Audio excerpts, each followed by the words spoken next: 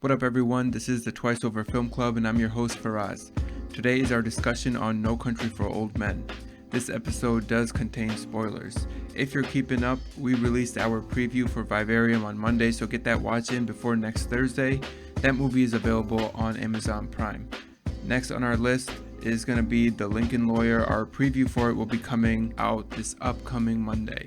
Alright, so here's myself, Fahad, and Yusuf on our discussion for No Country for Old Men.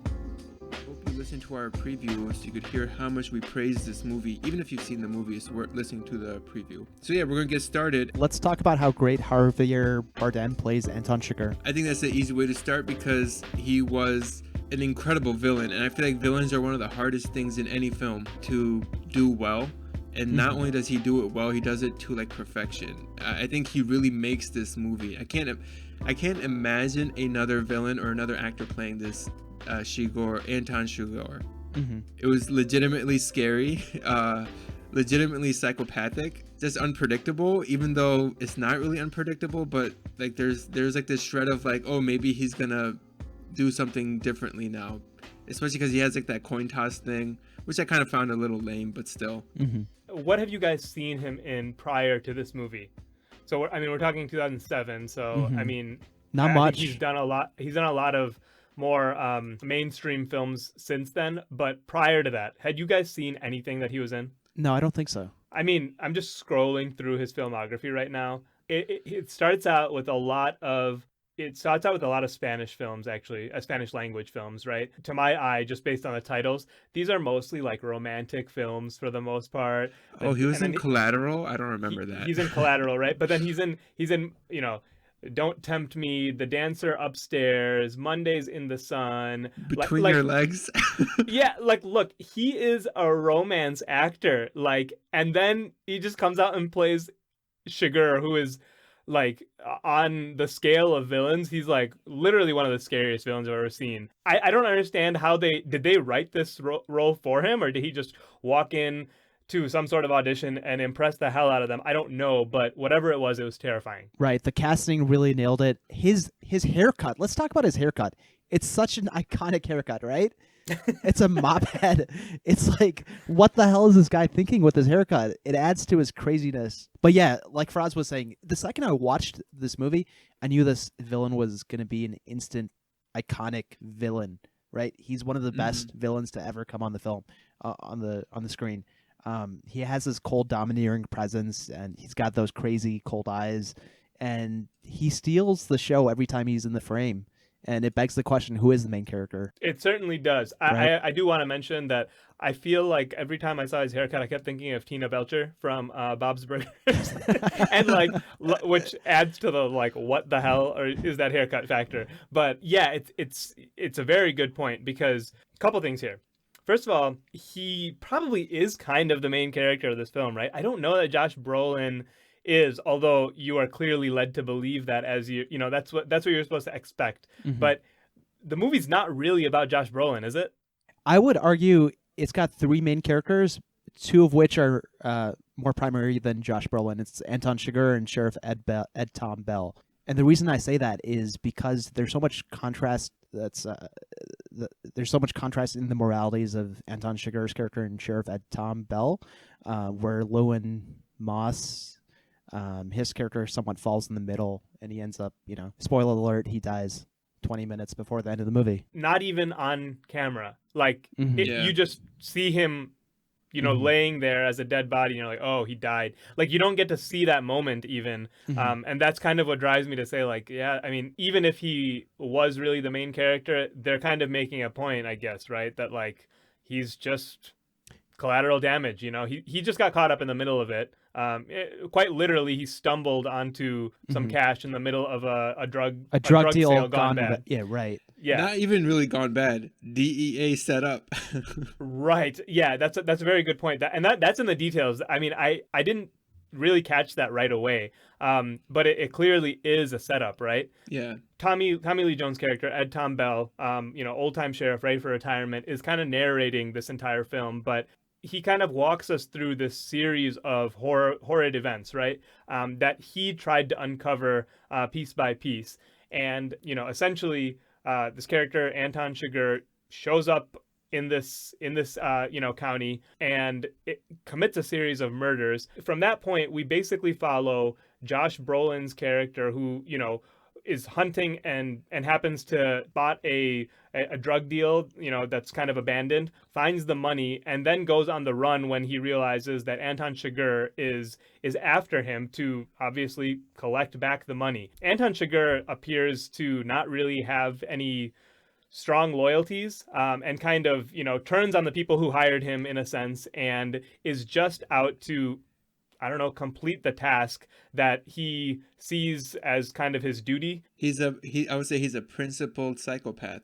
A principled psychopath. That's good. A high functioning psychopath or something like that, right? And basically, without getting into too much of the details, it's kind of a cat and mouse game between Josh Brolin and Anton Chigurh. However, kind of the Mexican cartel side of things complicates the situation by kind of rearing its head in, and eventually Josh Brolin's character dies off screen without any sort of real meaning put to it. Mm-hmm. And at the same time, Anton Chigurh never finds the money. He exacts his vengeance, I guess, or he fulfills what he views as a promise.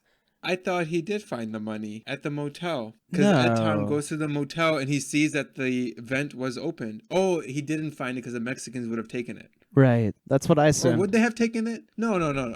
Sorry. I think he found it. Whether he finds it or not, he goes after Llewellyn Moss's wife for the just for the sake of it. Essentially because he said that he promised him that he would if he didn't cooperate. And Llewellyn Moss did not cooperate. So even though it's of no benefit to him now, he goes through the trouble to hunt her down and kill her. Mm-hmm. And then the movie kind of ends with Anton Chigurh getting into an completely by chance car accident, kind of limping away.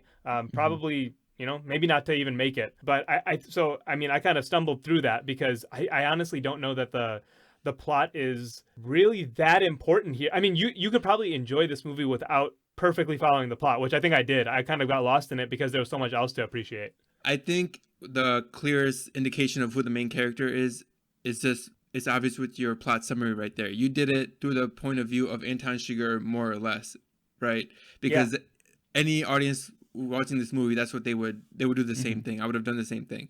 However, I would add one thing. When he told Llewellyn Moss, like, hey, I'm either going to kill you or your wife, he didn't get the chance to kill Llewellyn Moss because the Mexican cartel... Well, he didn't say or. He gave him a decision, and based on the decision... He didn't. Okay. He implied or. That it's going to be either you or her. And Llewellyn was like, I'm going to come after you. Which doesn't mean that he meant, kill her. Obviously, he didn't mean that. But that's how Anton Chigurh took it, I thought. I think that part's right. But I think Chigurh pretty much tells him that cooperate with me and I will spare your wife. And I think he specifically says something along the lines of, I'm not going to lie to you and say that you can save yourself because you can't. Exactly. So essentially saying, you're dead. Now you have to make the decision. Are you going to die and your wife is going to die with you? Or are you going to cooperate and save her life? And obviously he doesn't cooperate, right? Right. The choice was made to kind of sacrifice his wife in an attempt to save himself, which wasn't fruitful, unfortunately. I will say I do think he found the money because they kind of show enough visual cues that it would happen. When he's at the motel initially and he goes to the motel room and looks in that vent and he sees the tracks of like the suitcase in the vent, and then at the very end they show that same shot of the vent open and the tracks, meaning Anton Chigurh was in that motel room, which we know he was because we saw him in there. He had taken that, I assume, the suitcase out. So when Edtom went in there, he saw that the vent was open and empty because... I think he suspected it would be in the vents again. We're not sure if it ever was. But why would it? It was open and the tracks were there. The same exact shot that they showed like maybe 45 minutes before when he was in the motel with the vent open and the tracks. And like that's when he realizes, this is where he hides it. And I don't think the Mexican cartel took it because we see that murder kind of happen off screen. As Edtom Bell is driving up to the motel, the Mexican cartel is pretty much booking it, right? They're just getting in the car and like they pretty much did a drive-by. They didn't really do like a precise kill. They just drove by and they killed some other random dude in the pool as well. Yeah, and I think Edtom kind of in a discussion with another sheriff or marshal or of some Oh sort. yeah, he mentions it. One of them says kind of like, well, I'm sure they took the money. That's what they do. And the other guy says, well, not in the hurry that they were in, right? And Yeah. we don't really get anything definitive, but you're right. That does kind of cue you to the fact that, like, yeah, they really did take off in a hurry, and it was kind of just it was a mad dash, truly a drive-by shooting, essentially, right? So Sure.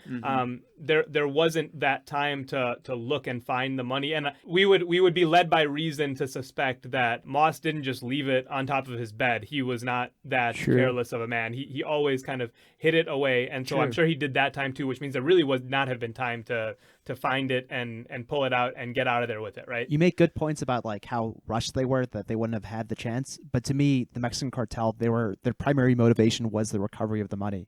Unlike Chigurh's character, whose motivation was to kill Lowell and Moss, right?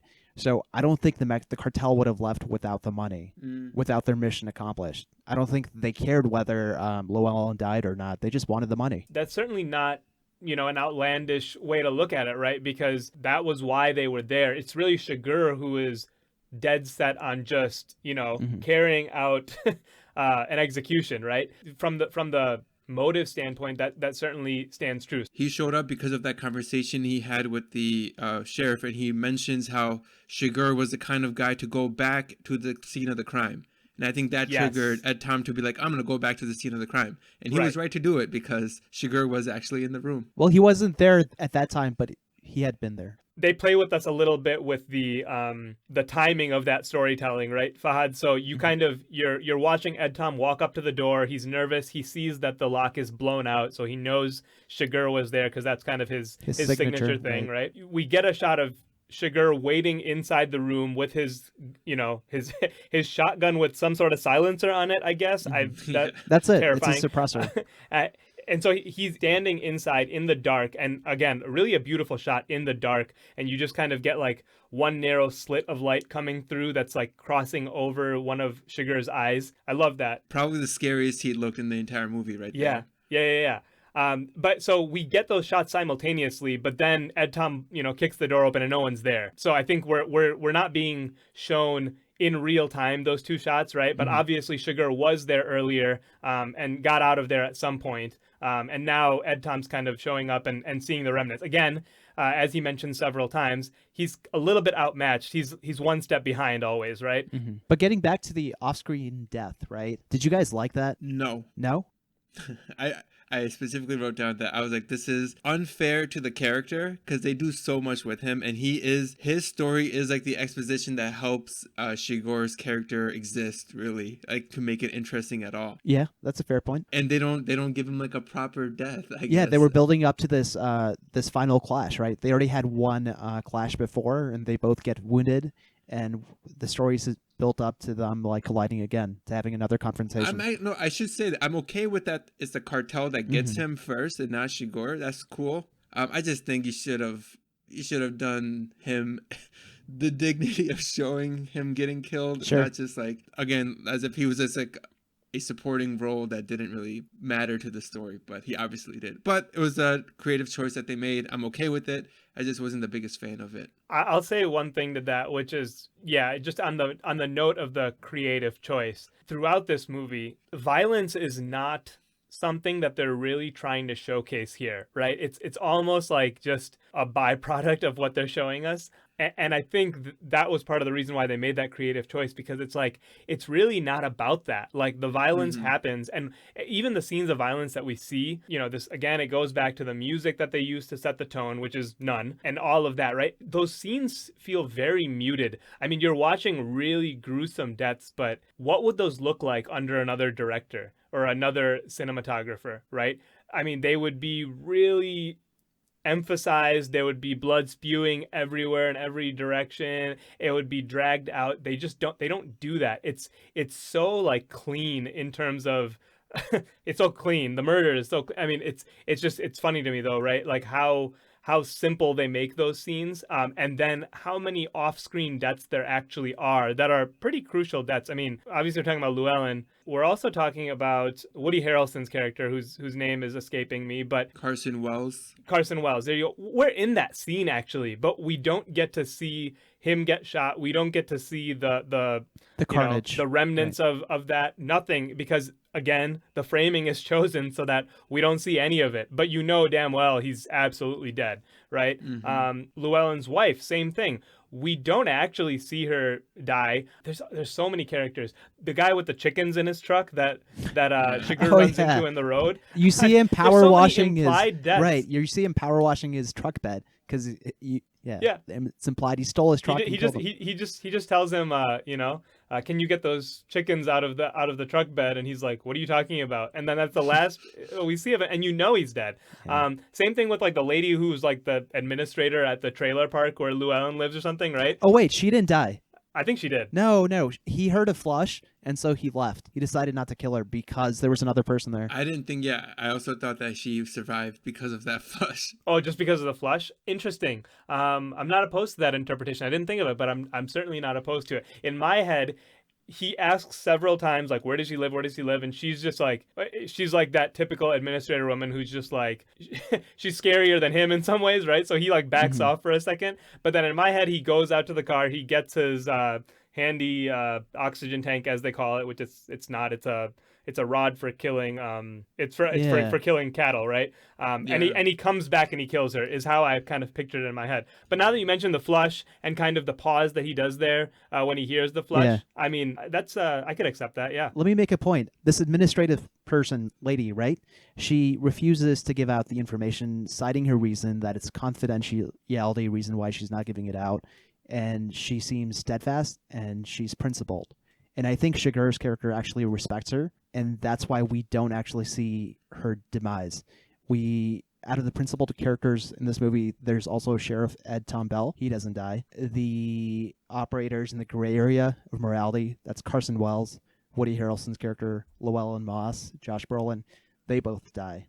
So is there something to be said about that? That's a good point. But then what about all the innocent ones? Like, what about that dude with the chicken truck? Or that's a good question. Yeah. There's enough innocent, or even I was gonna say the two DEA agents that he shoots dead. But I guess if they're DEA agents, they're not. Oh, those weren't DEA. Then who were they? They were part of the association that hired him. We're in a Dallas building. I assumed those two agents he kills in the very early movie, they were part of the same organization.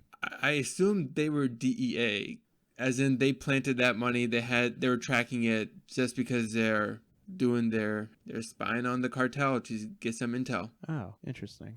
I thought they were DEA. Doesn't someone mention DEA in the movie? They do, yeah. I mean, DEA does get brought up, but I mean, there's at least 4 or 5 parties kind of involved in this mess in the end, right? So it's and another line that I loved was, Ed Tom and the other officer go out to check out the scene, and he's just like, these two over here look managerial, and then he says, I think we're looking at multiple fracases. And like, I mean, it really is just kind of like a compounding issue of like one party going after the other, and then the people who are dealing with the fallout of that kill each other, and then there's like 2 or 3 layers like that, right? So it did get kind of confusing, like I said. I don't think that bothered me in the end, because that was kind of the point that like, this is what it is. I mean, it's a lot of senseless violence, right? So for me, the off-screen death, it spoke to me because of how unpredictable the violence throughout this movie is, right? Llewellyn Moss, he's talking to this lady by the pool, and he's asking her, I'm just looking out for what's coming.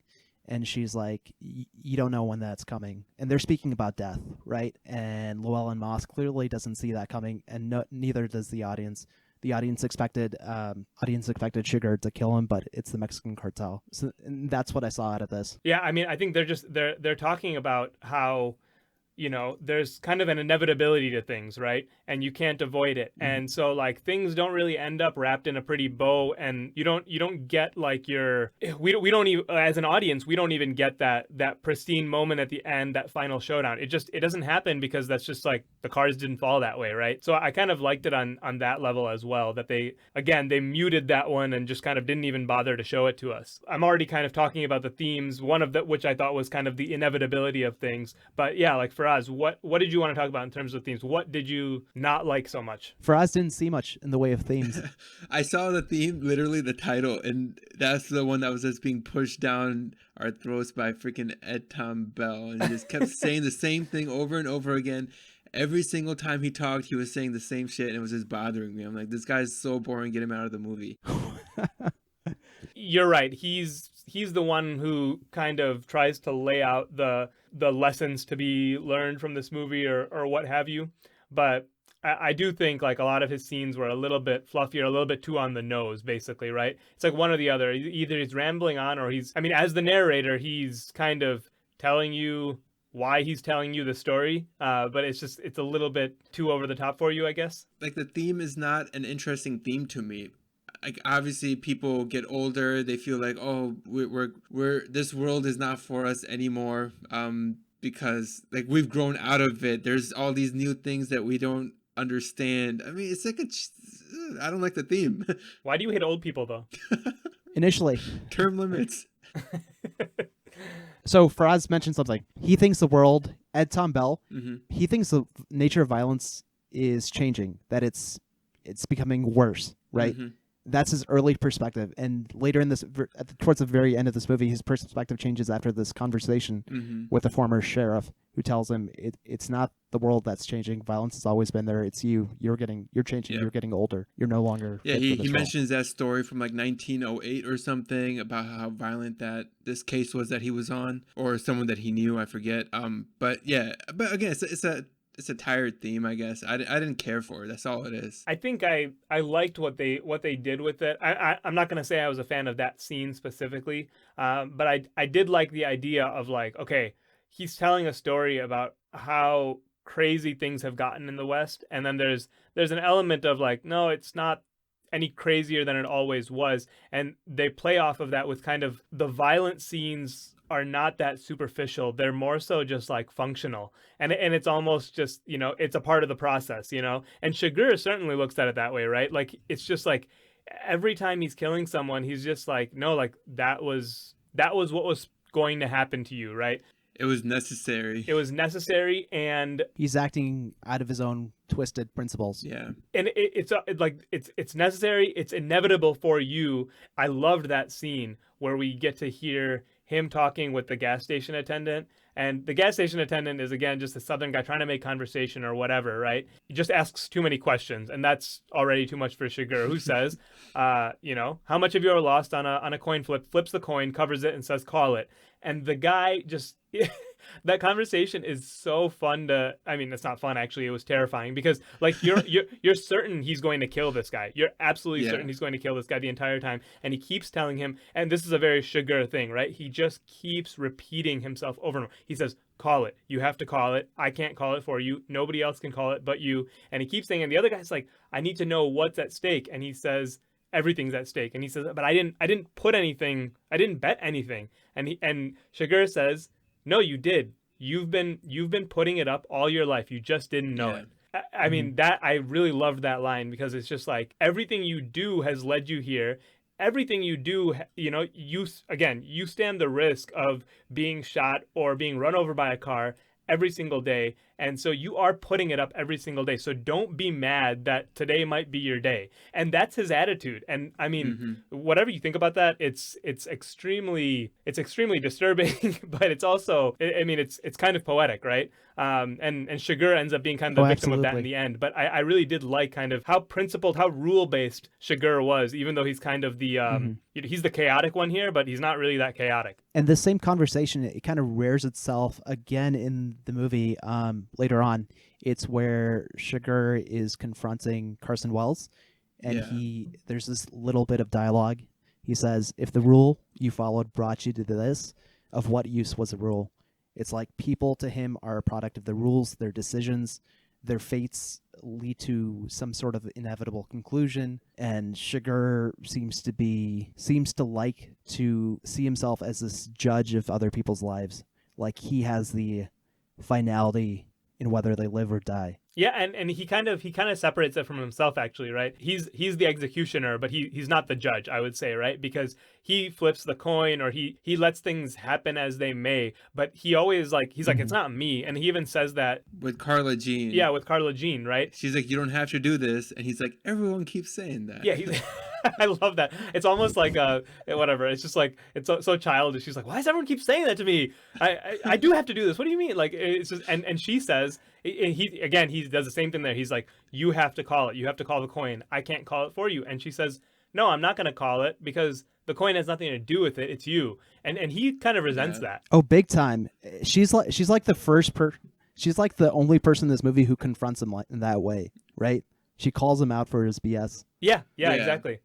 Because everyone else kind of caves to his mentality, but she kind of stands on it. And again, like, I don't know, there's something that I love about the way that, you know, we don't get to see him kill her, but he walks out of the house. Well, that's the shot that we get. And he checks both of his shoes, which if you kind of follow the thread throughout I would love to kind of just discuss all the OCD or like the very like rule-based characteristics that we see from Chigurh, because there's a lot of them actually, but one of them is like he's like very particular about his shoes. So anytime like he's about to get into a messy situation, he takes off his shoes, and like there's a moment where the blood, I think it's Carson Wells actually, after he shot him, the blood is kind of coming across the floor, and it's about to, you know, get up in Chigurh's feet while he's still on the phone, and he lifts up his shoes onto the bed. So anyway, it's like he's like very particular about that. So when he checks his shoes at the end, you know that he shot her and he's worried about the blood once more. Mm-hmm. Yeah. There's a lot of implied deaths through that, right? Right. And so, but anyway, just talking more about Chigurh's character, it's so interesting how rigid he kind of is. I would say this, going back to that gas station attendant and that scene, that's probably our most in-depth look into who Chigurh is. Because otherwise, even with the discussion with Carson Wells or his conversations with Llewellyn Moss, like they're part of the story. But this gas attendant one was like just totally onto the side. Like it didn't have anything to do with what was going on in terms of the overall movie. But we get to kind of find out and figure out what kind of person is Chigurh, and it really sets the tone for what kind of villain we're dealing with here. Because he didn't need to do that one, right? Everything else was kind of like part of his aims, right? It was a means to an end. That one he just, and the conversation is so confusing because he just, I mean, on top of like kind of like that really, you know, poetic stuff that he says some really weird things where he's just like when do you normally go to bed? And the guy's like, I don't know, like around 9:30. He's like, I'll come back then. He's like, why would you come back? We'll be closed. And like I don't understand what he even meant by that. He was just like, yeah, I'll come back when you're going to bed. But like it's like very introspective for sure. There was a little bit of comedy right there, right? Because the gas station attendant, he senses the threat from Chigurh, so he's like, I need to close. And Chigurh's like, what time do you normally close? At dark. We close at dark. And he's like, he looks out the window and it's bright daylight, and he questions them again. What time do you close? He close. I close now because it's dark. It's so comedic, comedic and scary. How long have you been here? And he's like, oh, I just, you know, my wife's father used to, and he's like, oh, you married into this place? And he like almost like he like almost bursts out laughing. He chokes. Yeah. That was great. He's playing games with the poor guy, man. I felt bad for him. So we've kind of hit on most of the themes, but I think one last one is kind of just like futility here, right? Pretty much for everyone, what they're trying to accomplish or what they're trying to avoid, the consequences they're trying to avoid, they're unavoidable. And that kind of plays into a big role here where there's kind of, again, that's kind of another way to look at inevitability, but it's kind of a more stark way to look at it. But, you know, like everything that Llewellyn tries to do comes to nothing. In fact, you know, he only ends up causing more harm. His wife gets caught up in it. Chigurh doesn't necessarily get anywhere either. But again, it's kind of an enigma as to what Chigurh really wants, other than keep his shoes clean. Stand on his principles about inevitability of everyone's death. Right, Llewellyn Moss's death, I didn't feel like it was inevitable. I felt it was more based on his actions. Right. He chose to steal that case of money, right? That was on him. He chose not to cooperate with Anton Chigurh because he could have saved his wife's life. I think it is a consequence of his actions, but I think even Llewellyn internally views his actions as like not really something that he should. I'll go back to something he said earlier in the movie, and this is like right when he's telling Carla Jean, like, you know, pack up your stuff. You have to go to your mom's house, and anything that you leave here, you're probably never seeing again, right? And she's obviously upset, but all she says is, well, don't fall down on yourself apologizing, right? And again, I really do love that Western banter. But he says something like, baby, things happen. I can't take them back. And he refuses to apologize almost just because, like, look, it happened. It was going to happen. It was supposed to happen. It's done. And the wording is interesting too, right? Because he puts it in third person, like, I had no part in it. It's going to happen. Yeah, exactly. So I didn't have any even effect though on it is his I think actions, there's almost kind of there's He's like a deflecting hands-off blame. mentality about it where it's like, look, you know, Right. something occurred Right. and that's it. Right, and I think that's why he dies, because he's not fully in control of his own actions. He's not thinking it out. Yeah, and that also kind of reminds me of what Chigurh says to Carson Wells, right? He says something along the lines of like, you should accept your situation now. There would be more dignity in it. Oh, and, I love and that. everyone that doesn't accept their situations kind of, how do I say this? Man, I can tie together so many quotables here, but they end up they lose everything in trying to prevent whatever they were trying to avoid, right? So in at least in those two characters' cases, they were really just trying to save their own lives. Llewellyn Moore, he's trying to save his life and keep the money, but they're trying to do that, and it just causes more damage in addition to taking their lives. And that reminds me of what Ed Tom says, which is essentially, or I think it's his uncle actually, the former sheriff who says it to him, but something along the lines of, while you're trying to get it back, you were just losing more, right? Oh, about revenge, right? Yeah, you're trying to get back what's yours, and you were just losing more in the process. He makes this analogy to a tourniquet. He's like, you better just stop the blood from going out rather than trying to get it back, the blood back in your body. I think that's a perfect analogy. So I mean, I felt like there is kind of, you can see just by how many like different moments we're tying together, just freeforming here, right? There is really a lot of common threads in this movie. That's why I went as high as I did on the themes, just because there's several different themes, but they're really, really closely intertwined. And I mean, what we were talking about earlier, Fahad, I mean, how do you, now that we're discussing it, how do you feel about, I mean, you were saying earlier you felt kind of like they kind of present them at the beginning and then they wrap them up at the end, and that's about it. I didn't necessarily feel that way. So with the over dialogue with the sheriffs, Yeah.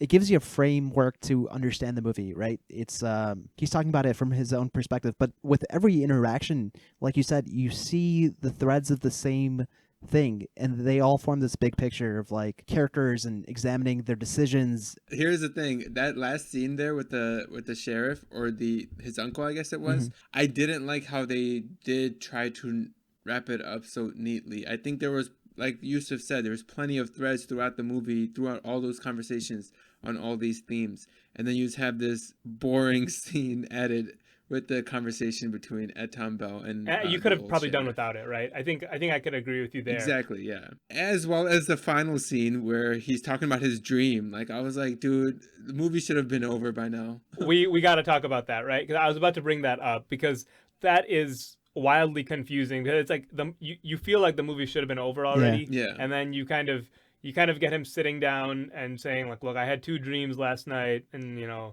no, I don't want to tell you about them. No, please tell me about that. All right, fine, I'll tell you. And then he one of them is like nothing. He's just like, yeah, like I dreamt that I saw my dad and he gave me some money, but I lost it, or something like that, right? He really has nothing to say about the first one. And then the second one is a little bit confusing, but essentially he says that he sees his father out, kind of passes him on the road. He's got all his gear with him. He's going down like into the winter dusk. He sees that he's got his fire darkness with him. He's got a horn with him, and he says something along the lines of, "I knew that once I got further down the road, he was going to be there waiting for me." And then he says, "And then I woke up," stares at the camera for a second, and cut to credits. So very sudden end, and it's even more in your face, like how abrupt it is, because blank silence in the background.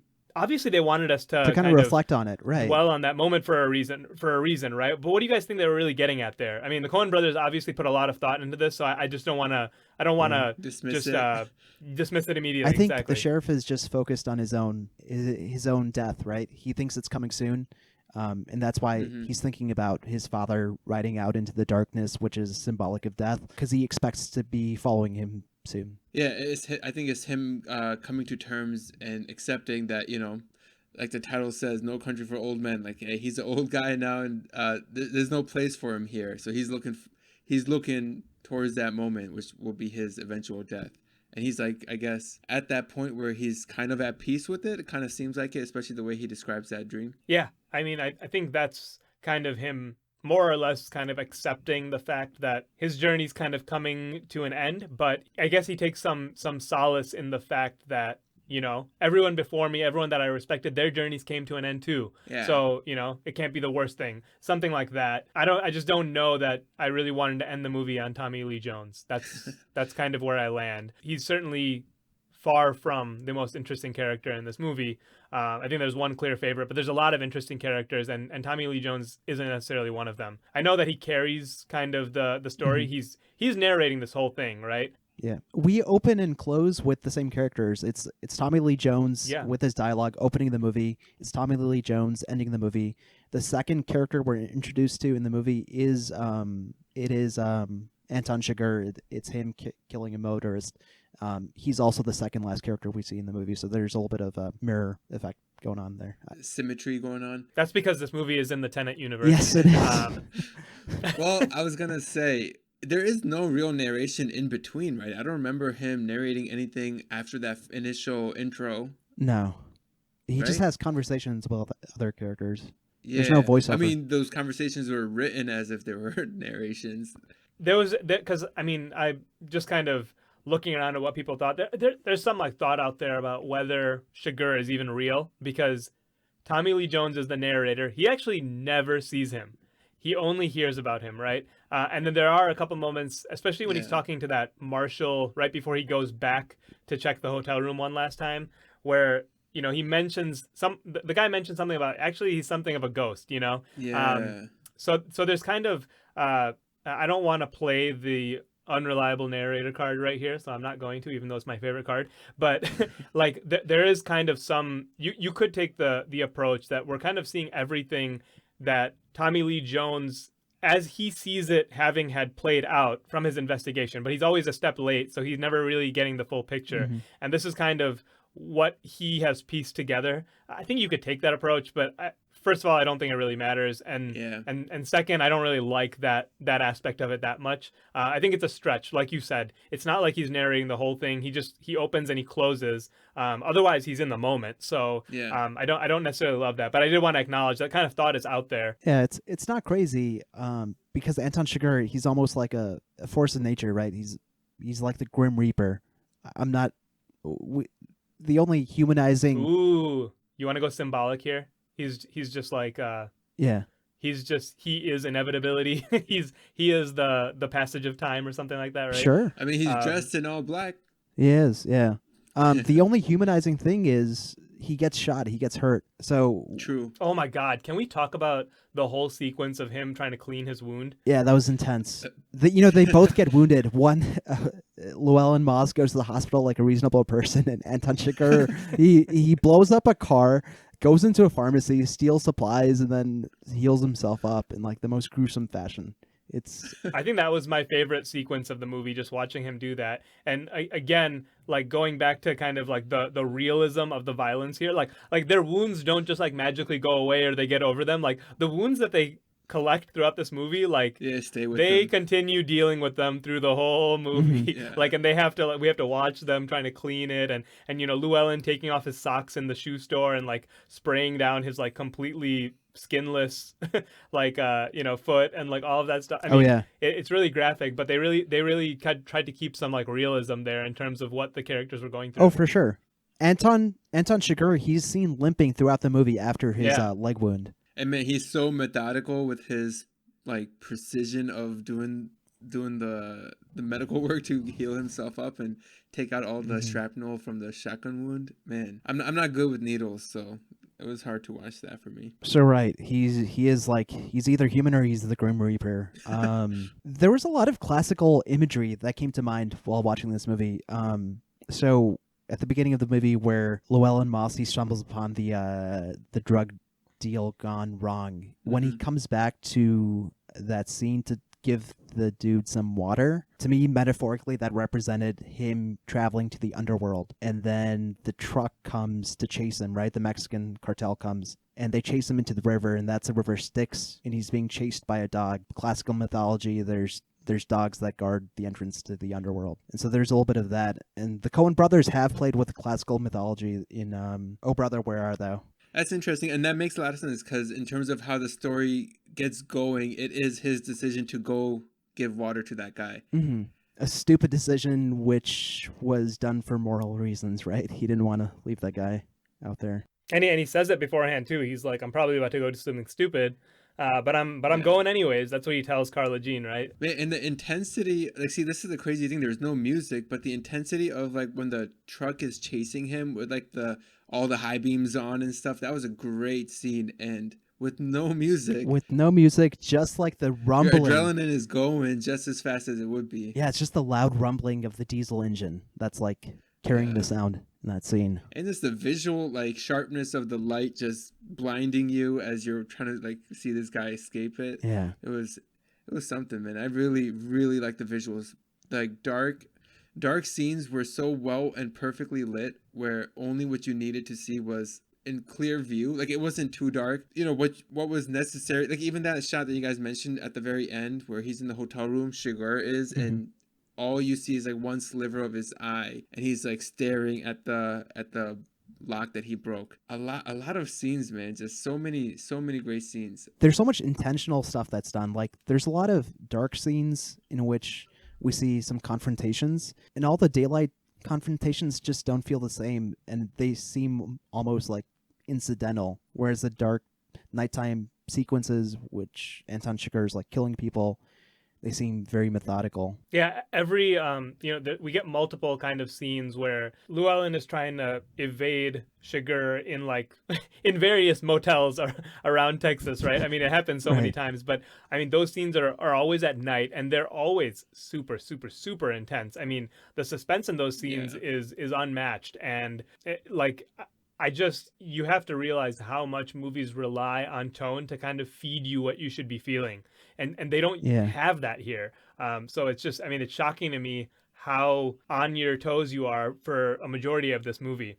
I think that's something that Arshin had mentioned too as to why she kind of picked this movie. It's just like, you know, there's just constant tension for like a good like 50-minute stretch. And this is only a 2-hour movie, right? So like, it's just like your mind is constantly racing. And I mean, you know, Chigurh is like right there, right a step behind the whole entire time. And that doesn't go away. Mm-hmm. I mean, one shot that just came to my mind was when you were mentioning the motels. I guess this was technically a hotel, one of the nicer ones in the city. I guess it's El Paso. Llewellyn Moss is on the bed. He can hear the beeping of the transmitter that Chigurh has in the hallway, and he's just sitting on the bed staring at the door, and you have the light coming in from the bottom of the door up to him, and then there's the light behind him from the window.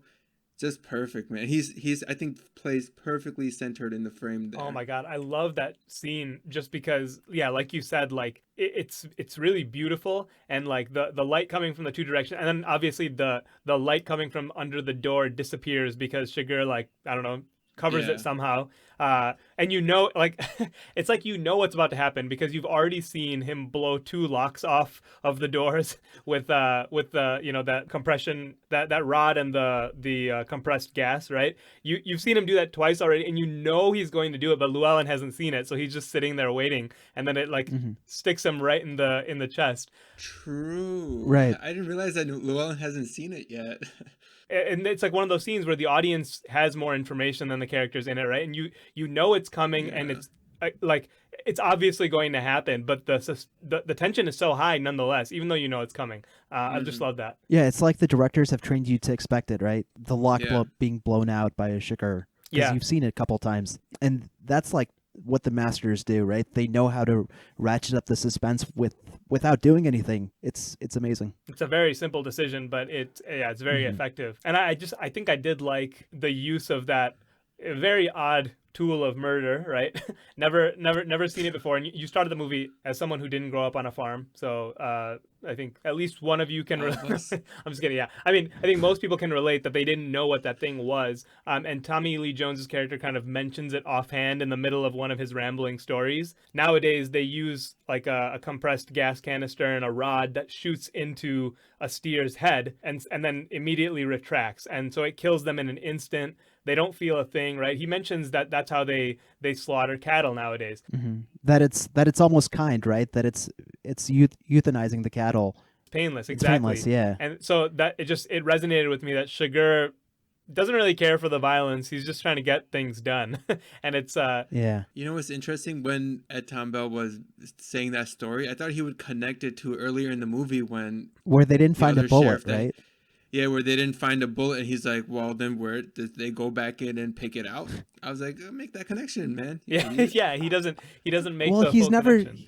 he's never seen it I being know, I know. used, but It's yeah. it's a very interesting choice of weapon. I think that's what we're trying to say here, and it was. And I think it was meaningful in terms of like at least part of the thematic elements in terms of what they were trying to get across here, just muting the violence really. And it's not like it's not a showcase piece. I thought that was a very interesting way to do it, which actually does make the violence actually that much more interesting, but their point is kind of the opposite, right? Yeah. It's about principles rather than morality. I mean, whether it's good or evil or right or wrong, it's more about having principles and sticking to them than it is kind of like trying to do the right thing. Because again, to Absolutely. Chigurh's Yeah. eyes, right? Like, it's already been written for you. Everything is on its way to you already. So it's not really about whether you deserve it or not. But yeah, he's more set on like, be a man, know what kind of person you are, and stick to it almost, right? It's like it's kind of an interesting approach to take. and I but- think Chigurh sees himself more in Ed Tom Bell, and we get some imagery for that.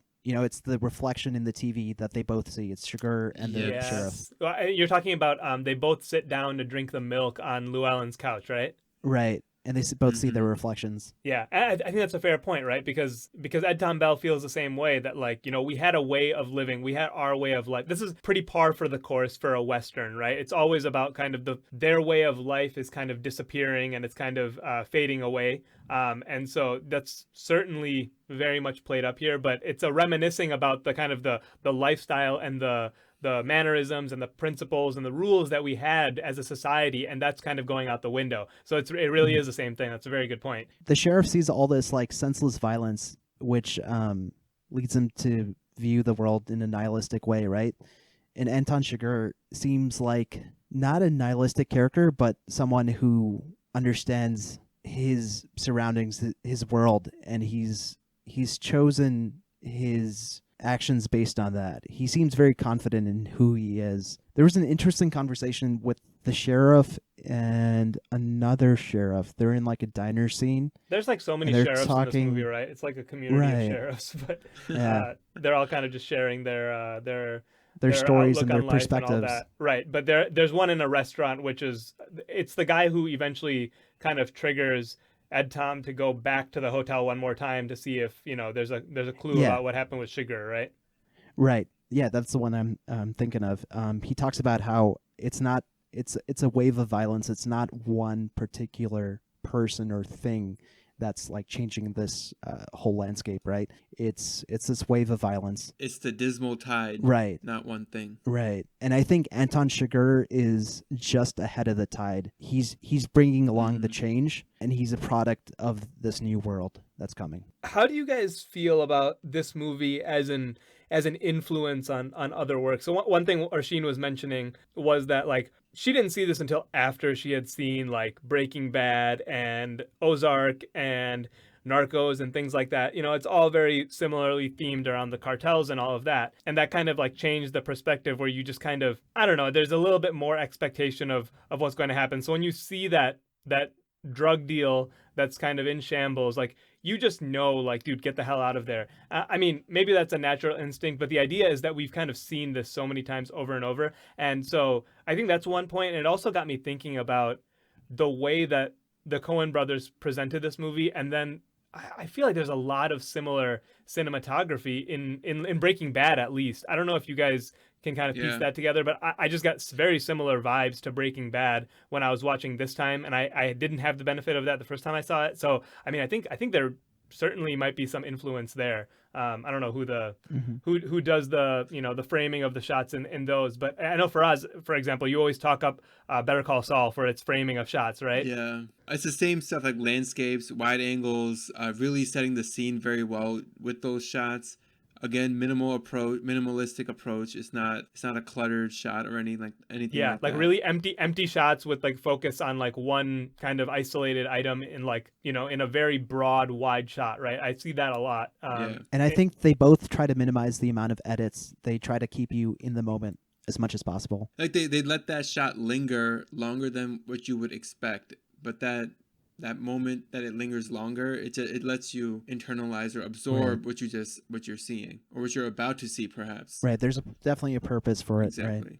Yusuf, to get back to your point in terms of how this may have, well, not your point, I guess, Arsheen's point, how this may have influenced or how a viewer's perception might be different watching it after having seen those other shows. I'm not sure if it's anything new or different, to be honest. The idea of a character doing something that that they shouldn't have done or something that they should have left alone. I mean, it's just a plot device to get a story going, and that's not really how I see it. I don't really see it any other way. Like, yeah, we kind of all knew, right? The second he went and got that bag of money, all right, here we go. Something's about to happen now. Like, if he just didn't if he didn't grab it, then there's nothing to, there's no story to go Right, off of. exactly. And in this case, actually, Right. Llewellyn's well aware of that as well, right? And he literally Yeah, he's he literally self-aware. says it. He's like, Carla Jean, if you lost your $2 million, how long before you would stop looking for it, right? He's like, they're coming to get me. Yeah. Like, that's that. It is interesting though. Maybe not this movie alone, but like movies like this have influenced that genre, and we've seen it come more into popular TV lately, I think, and that's kind of why we're more familiar with this type of story in terms of the subject matter, at least. With Llewellyn Moss, he seems like a very capable, smart individual. When he's tracking the deer he shoots, he sees the trail of blood, and then he spots the bleeding dog hopping one way, right? And he assumes he came from this other direction, so he heads there. So he's able to infer everything brilliantly. So why isn't he able to see the consequences of his own actions, right? Why is he blinded to what doom he's going to bring upon himself? Is he just willfully ignorant or blinding himself, or is it just lust for the money? Yeah, he's got false hope that maybe, just maybe, if I can make it out, I'm a rich man. That's all it is. Yeah. Yeah, and I think he bets on himself to a degree as well, right? And Yeah.